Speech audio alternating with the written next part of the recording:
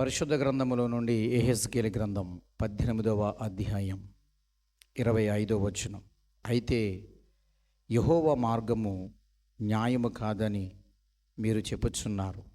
ఇశ్రాయేలులారా, నా మాట ఆలకించుడి.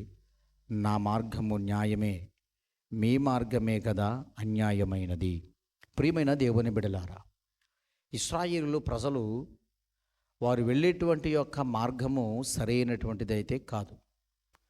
వారు వెళ్ళే మార్గము సరైనటువంటిది కాకుండా వాళ్ళు ఏమంటున్నారంటే యెహోవా మార్గము న్యాయము కాదని వారు అంటున్నారట. అంటే వాళ్ళు తప్పు చేస్తున్నారు కాబట్టి దేవుని వాక్యం వారిని ఖండిస్తున్నప్పుడు ఆ వాక్యము వాళ్ళు ఏం చేస్తున్నారంటే దేవుని మార్గం న్యాయము కాదని అంటున్నారు. చూడండి, అంటే వాళ్ళు వెళ్ళేటువంటి మార్గము సరైనది కాదు కాబట్టి మంచి మార్గాన్ని తప్పు పడుతున్నారు. అప్పుడు దేవుడు మాట్లాడుతూ ఉన్నాడు, నా మార్గము న్యాయమైనదే కానీ మీ మార్గమే అన్యాయము.